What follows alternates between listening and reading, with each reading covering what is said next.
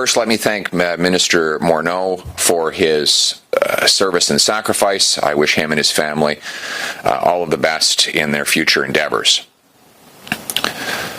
But I have to admit, when I heard rumors that a Liberal lawbreaker in the cabinet was going to resign after a forthcoming third conviction under the Ethics Act, and for giving millions of dollars to people who had given him thousands of dollars of illegal gifts, I assumed it was Justin Trudeau who would be resigning.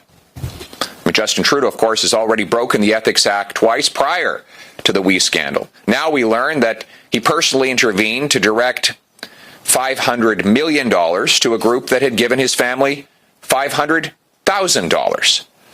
We know he is under investigation by the Ethics Act. We do not know whether or not any member, past or present, of the Trudeau government is under criminal investigation by the RCMP or other police forces. Although we do know that there are sections of the criminal code that very specifically make it a crime for anyone in public office to exchange gifts from private people for public funds. So it will be up to the government to indicate whether any such criminal investigation is currently ongoing. Now, the Prime Minister is weaving this malarkey about a policy difference. There is no policy difference. Both men have agreed in favor of higher taxes and monstrous deficits their entire time in office. There's been no policy difference until this recently invented one was designed to distract from the real reason Bill Morneau resigned. And that reason is this. Morneau will be found guilty for a third time of violating the Ethics Act. Trudeau didn't want such a scandalous story. The reason that Trudeau has to invent this phony line about a policy difference is because he knows that if he fires Morneau for breaking the Ethics Act a third time, for accepting free gifts from someone to whom he was giving government grants, then Trudeau himself would have to resign for exactly the same offenses. You see, if Trudeau publicly acknowledges that there's such a thing as 3 strikes, you're out, then he would have to apply the same 3 strikes rule to himself, which would bring an end to his scandalous and law-breaking career. And so we hear this fiction about policy differences. We all know that it was scandal that brought Minister Morneau down. And in fact, we now have a government of corruption, cover-up, and chaos at a time of a deadly pandemic and the biggest economic collapse since the Great Depression. In that time, what was the most important priority for Justin Trudeau? Not saving families from that downfall, not protecting thousands of businesses or millions of people who were already on the verge of insolvency. No, his biggest priority was to flow $500 million to a group that had paid his family $500,000. His priority was stuffing millions of dollars into the pockets of his friends, while Canadians suffer and while the deficit reaches 7 times its previous record. These uncontrollable deficits, of course, will lead to massive economic pain, job loss, and insolvencies for families. It'll mean social and economic hardship for a generation. But instead of focusing on that problem, the Prime Minister has been focusing on enriching himself, his friends, and his family. Yesterday, he tried to divert from that by making Bill Morneau a comparatively junior offender take the fall. But we all know that if the standard is that Bill Morneau should resign for 3 convictions under the Ethics Act, then Justin Trudeau should resign as well. For our part, Conservatives will use our strengthened numbers in the House of Commons and our strength across the parliamentary system to get to the truth, hold the government accountable, and focus the nation on recovering from this economic collapse. Thank you very much, and I welcome your questions. We'll now start the question period. Nous allons maintenant commencer la période de questions. As usual, one question, one follow-up. We'll start with the question on the phone and then turn to the room. Opérateur, première question au téléphone. Thank you. Merci. Please press star 1 at this time if you have a question. S'il vous plaît, appuyez sur étoile 1 maintenant pour poser une question. There will be a brief pause while the participant register for questions. Il y aura un court délai vous permettant de vous enregistrer dans la file d'attente pour la période de questions. Thank you for your patience. Merci de patienter.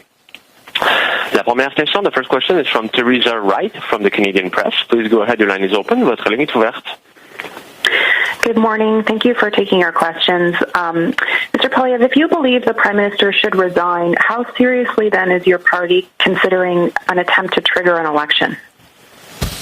Conservatives will use our strengthened numbers in Parliament and the weak minority to which Mr. Trudeau has been reduced to uncover the truth and hold the government accountable. That is what we were elected to do, and that's what we will do. Thank you.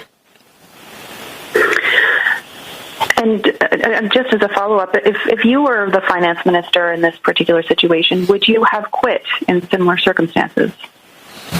Well, he should have quit a long time ago. Of course, this is a finance minister who, it was learned, kept his family fortune in trusts, funds that are tax advantaged. He put his money in a province in which he doesn't live to avoid paying the same taxes as everyone else. He hid a French villa in a numbered company and broke the law by failing to report it to the ethics commissioner. He held $20 million of shares in a company he regulated, and that was all before the WE scandal even hit. So obviously he needed to resign. But his offenses pale in comparison to Trudeau's. And Trudeau has done all of that and worse. He kept his fortune in a tax-dodging trust fund. He was found guilty of taking a $200,000 vacation from someone to whom he gave a $15 million grant. He was found guilty of interfering in the criminal prosecution of a Liberal-linked company. And he is going to be found guilty again of conflict of interest by directing $500 million to a company or a group that had paid his family $500 million. So that is the ethical track record of the Prime Minister. It's far worse than Bill Morneau. In fact, Bill Morneau is a Boy Scout next to the Liberal lawbreaker we call Justin Trudeau. Thank you. Merci. The next question, la prochaine question is from Laurence Martin, Radio-Canada. Please go ahead, your line is open, votre ligne est ouverte. Oui, bonjour Monsieur Poilievre. J'aimerais savoir ce que vous pensez de la nomination de Chrystia Freeland au poste de ministre des Finances. C'est la première femme dans ce poste. Qu'est-ce que vous pensez de sa nomination? On parle de la même ministre qui était le président du comité qui a approuvé l'argent pour le groupe Uni. Qui a échoué dans ses négociations avec Donald Trump et maintenant on vit avec les conséquences des tarifs et une dame qui a dit qu'elle est pour les grandes augmentations de taxes. Alors, je pense que c'est un autre... rien ne change. Justin Trudeau, un premier ministre corrompu, et incompétent sera le premier ministre, et peu importe qui on met dans les autres positions de son cabinet, on reste avec ce fait. Puis ma deuxième question, vous dites que Justin Trudeau doit démissionner. S'il ne démissionne pas dans les prochaines semaines, est-ce que vous allez essayer de faire tomber le gouvernement cet automne? Je pense que le Parti conservateur utilisera tous ses pouvoirs au Parlement minoritaire pour exposer la vérité et rendre le gouvernement imputable pour la corruption et le chaos que Justin Trudeau a engendré. Et c'est notre rôle, c'est le rôle à laquelle nous avons été élus, et c'est ce que nous allons faire. I just been asked to answer your previous question in English, so I'll do that, and we can go back if you have any follow-ups. Ms. Freeland was the chair of the cabinet committee that approved the $500 million handout to the We organization. That is the scandal in which we are involved today. For Freeland, higher taxes is a religion. She said, "Amen to higher taxes," and I quote. So it sounds like she's the same as the previous finance minister. Regardless, though, of how you play musical chairs, we still have the same corrupt and incompetent prime minister ahead of the same corrupt and chaotic government. Opérateur, prochaine question au téléphone. Thank you, merci. Once again, please press star 1 on your telephone keypad if you have a question.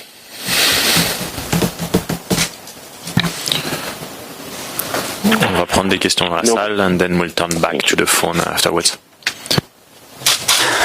Morning, Pierre. Mackenzie Gray with CTV. You've been quite forceful this morning about your lack of trust in both the Prime Minister, and now recently you don't seem to be very pleased with the appointment of Ms. Freeland as Prime Minister. I don't understand why your government does not just come forward in the House of Commons, a place that your party has fought very strongly recently to be able to go into and vote against the government and attempt to bring them down. Why do you still not just say, okay, we're going for it? We are going to use our strengthened numbers and increased powers in this minority parliament to expose the truth and hold the government accountable for Trudeau's corruption and chaos. We are going to do what Canadians elected us to do, and that is to perform the function of a strong opposition. That was what we were elected to do, and until there's further notice, that is what we will continue to do. But if there's corruption and chaos, does that not put upon you an obligation as the opposition to bring, or at least to attempt to bring, the government down? You raise a very interesting question. At some point in the future, that decision will have to be made. Right now, our focus is doing exactly what Canadians elected us to do, to use our strengthened numbers to hold the government accountable, expose the full truth in Trudeau's We scandal, so that everyday Canadians know exactly what this Prime Minister has done and allow them to render judgment at the appropriate time. David Thurton, CBC News. I would imagine one of the first things that Freeland is going to have to do is prepare a budget or a fiscal update, and she would need the support of the parties in the House to pass that budget. First of all, what's a budget? There's no such thing as a budget in this government. They haven't had a budget in over a year. They don't even know what a budget is, let alone preparing a budget. We have right now a deficit that is 7 times bigger than the previous record, and the Liberals want to spend even more. We have a Prime Minister and a cabinet that is engulfed in a massive corruption scandal, which they are attempting to cover up. We have a Prime Minister who gave $500 million to a group that had given his family $500,000. They don't even know what day it is, let alone how to present a budget. So what do you need to see in that budget for it to have your support? I'm not aware of any budget. There hasn't been a budget in over a year. Why would they in the middle of August decide they're going to introduce a budget? Okay. I have another question from one of my colleagues. It's about the Governor General. The Governor General is now facing more claims. This time, her disdain for police is driving up costs. Julie Payette is one of Justin Trudeau's signature appointments. What does this say about Justin Trudeau's judgment, and what should Trudeau do about the situation now? I would just say, generally speaking, we have a government of elites and self-serving snobs who look down on ordinary working-class Canadians. I'm not sure if that's true of the Governor General, but it's certainly true of the people around the Prime Minister.